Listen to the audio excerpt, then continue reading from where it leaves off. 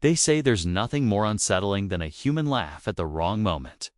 But I've learned there's something far worse. A laugh that doesn't stop even after the person who made it is dead. It all started at the hospital where I worked the night shift.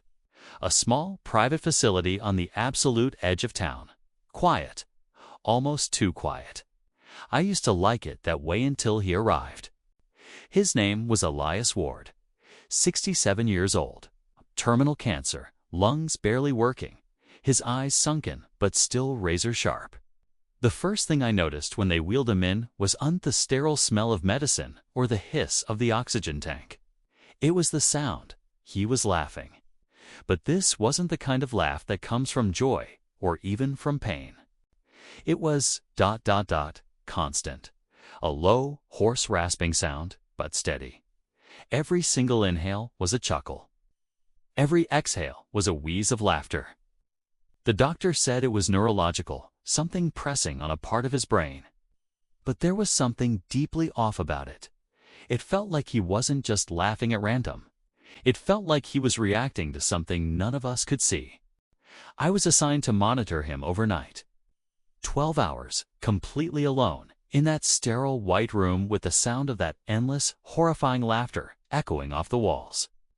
At first, I just tried to tune it out, put in my headphones, focused on my paperwork. But around 2 in the morning, I realized the pattern had changed. It wasn't constant anymore. It would pause for exactly 7 seconds, and then it would continue, and each time it restarted, it was a little louder. I went in to check his vitals. His heart rate was normal.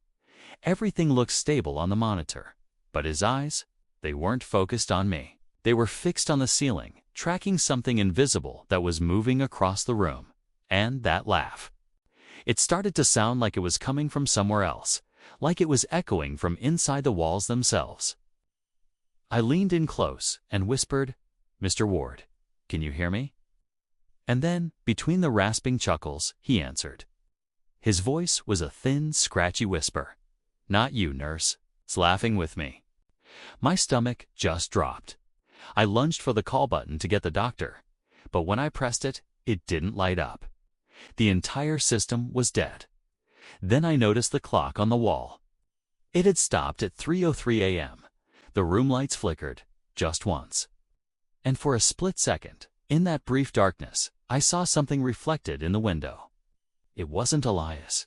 It was something standing behind him.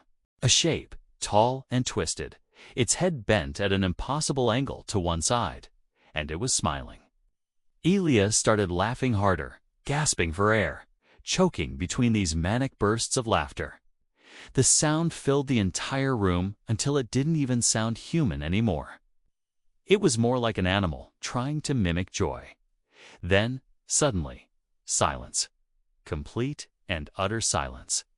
His body went limp. The monitor flatlined. He was gone. I stumbled back, shaking my hand over my mouth. And then, from the corner of the room, I heard it again.